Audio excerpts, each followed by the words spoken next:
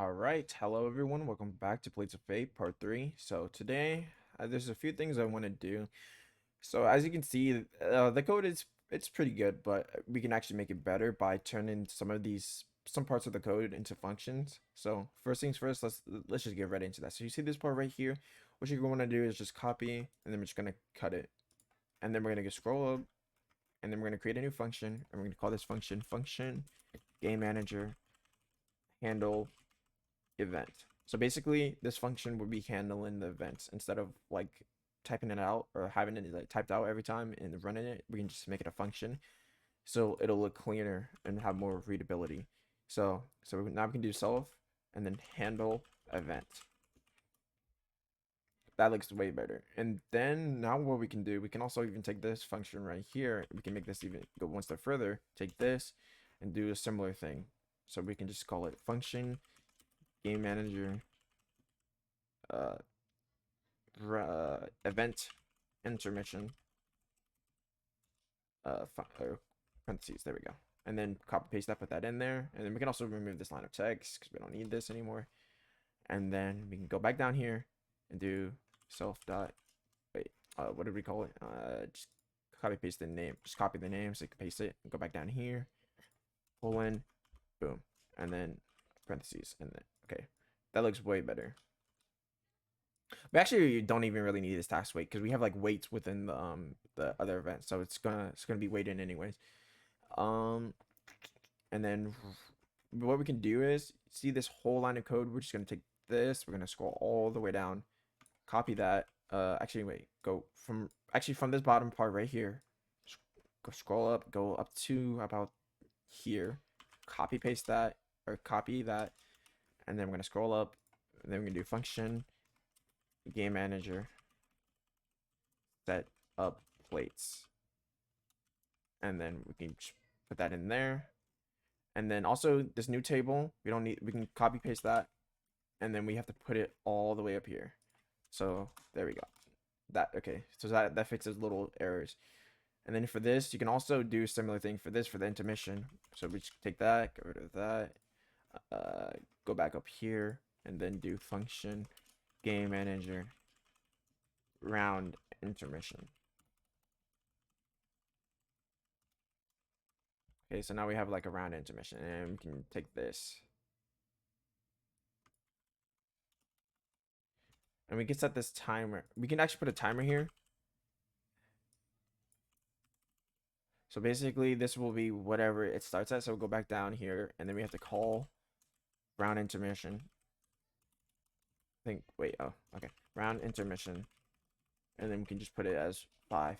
So now this looks way better than it did before because we had a lot of code here. Now it's like more split up into functions, so it's much more it's more readable, and it's actually pretty easy to track down the error. So let's just test this real quick, make sure this works properly.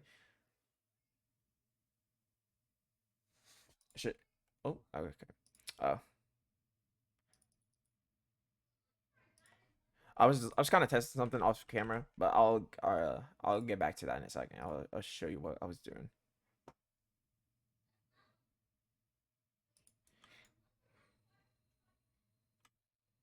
Okay, everything should work properly because I think I called all the.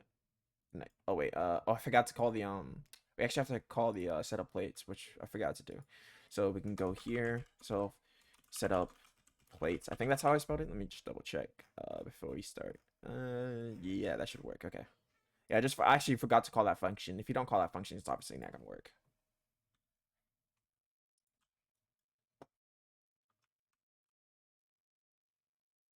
Okay, there we go. We got teleported.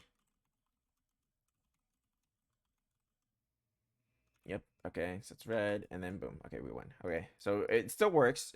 It's just much more. It's more readable, and it just looks better overall. It looks really good, actually. It looks really good. I like it. So the thing that I was doing off camera, I wanted to add this. So it's let me just get a part out real quick. Instead of part, where's it at? Right here. I don't know why it's all the way up here. I'll put it down here real quick.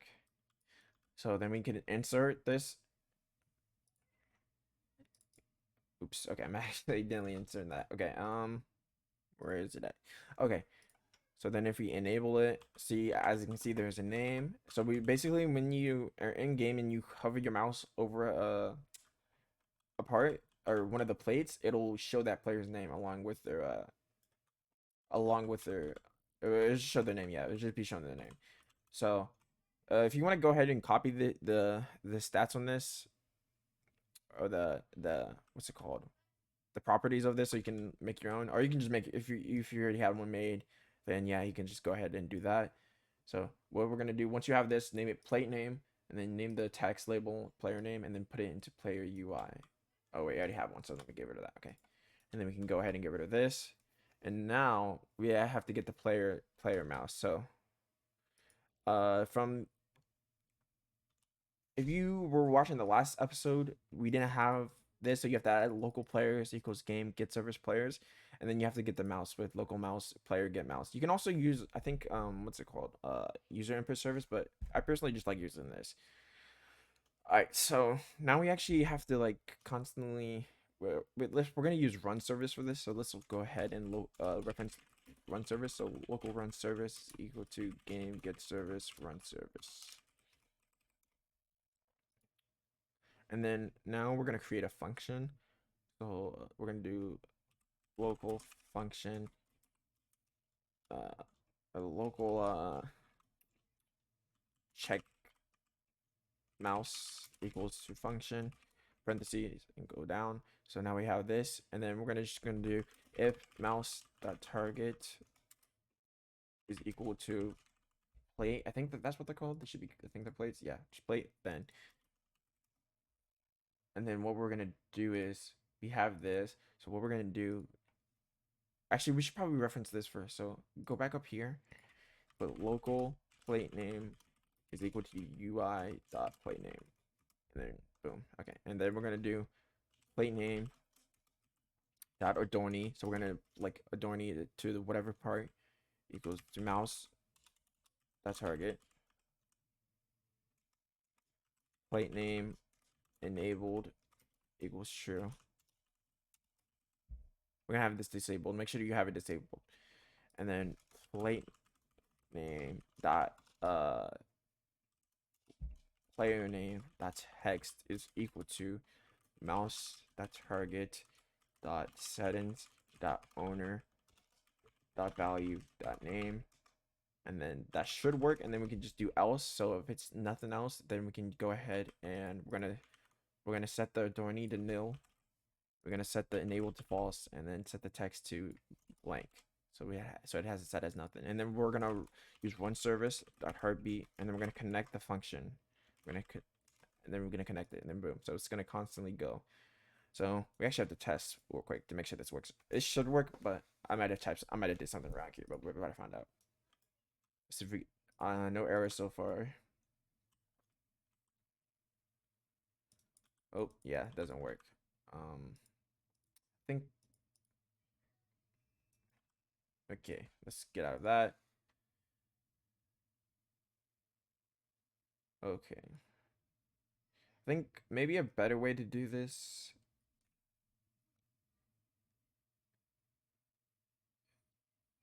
Maybe it's like, okay, I have a better idea. If mouse, oh yeah, okay. If mouse find mouse that target find first child settings. So we're just gonna see if it has settings, and if it has settings, then it should be a plate, because nothing else should have nothing else in this game should have what's it called? Oops. Okay. Probably just do it. Okay, let's just do it. If mouse that target. So copy paste all that before you delete it, and then put it back. And then so we're checking if there's actually a mouse that target first. If there is no mouse that target, then the code shouldn't run. Okay, there we go. Yeah. Okay. We got it good. You can also change the font and whatever you want however you want it to look like. All right, that's good. So I think what we should do next is we're gonna maybe do a little bit more events for this episode, and then the next episode, we're gonna do some more. I think we're gonna do like the actual like leader stats. so we can add like wins and coins and stuff like that, and like data, so you can save it and then make it like an actual like winning, maybe like make it like a win screen. And because we also have to do like first, second, and third place, but that's gonna come a little bit later. So I think what we're gonna do for right now is do a little bit more events. So what you want to do now is just go to toolbox. I'm just gonna get a random zombie model. This one right here is pretty good. You can just go ahead, take that, put it into server storage, put it assets. So now we go back to events manager, and then we also have to go back up here, use zombie event, and then if event equals zombie event, then local zombie is equal to assets.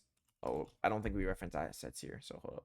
Go back up here and go right here, local assets equals to server storage dot assets. There we go. Assets dot zombie clone zombie dot humanoid report C frame is equal to plate that's C frame, and then we're going to set it slightly above, just like how we did the players. And then, you can just copy this code and change the name of it, or change the status. We can do players.names plate has a, we're going to do has a infection. So a random zombie will spawn on there. Oh, we also make sure you copy. Actually, we could probably make we can make a function for this code. So we can do like function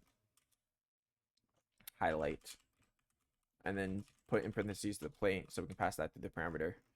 So honestly, just take all these code, take all of this, or just take one of these, put that in there, and then that'll work nicely. So now we can just go ahead and get rid of like all of this. You can go back through all the events. If you add any more yourself, then you can go ahead and do this to all your events. Put them all. We just do this for every single one. Oops, I made an error there, and then we can put task that to that wait. All right, and then another one we could do is we're gonna have to make a script for this. We'll make a script. We're gonna call this disco. So basically, it'll be like random colors, like it'll keep changing colors. So this will be a loop. So while true do task that way, so it doesn't error. I mean timeout, so it doesn't time out. And however long you want it to change colors, or how like the time between colors per task that way, whatever number. And then we're gonna do script that parent that brick color is equal to brick that color dot random. So it's just gonna randomly set it. And also make sure you turn it off to enabled. Make sure you disable it so it doesn't run in server storage, but so it doesn't error out. Okay. And then we can go back down, or actually we have to add the event disco event, and then we can go back down here. If an event equals to disco event, then we're just gonna want to take the script. So local disco script to assets dot disco clone disco script dot parent equals to we're just gonna want to pair it to the plate, and then we're gonna want to enable it. Enabled equals true, and then obviously take this, just put this here. Plate has become a disco, and then obviously highlight and wait 2, and then that's good for now. So we actually have to test.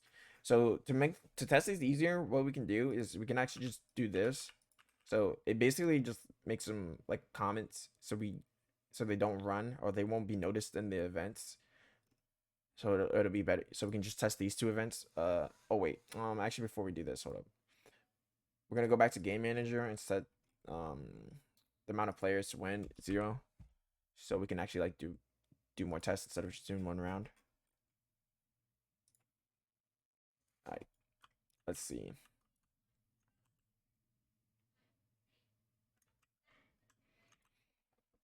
both of these events should work fine. There should be no errors here. Oh, well, I don't think that worked. I think I don't know. Oh, I think I forgot to parent the zombie to the workspace actually. Yeah, I think that's what I did. Hold up. Okay, let's just see. Actually, okay, let's fix this real quick. I think I forgot to parent it to the workspace. Ye yeah, I forgot to parent to the workspace. Zombie dot parent is equal to workspace. That's what I knew I was forgetting something. Okay, now we should be good. We should be fine.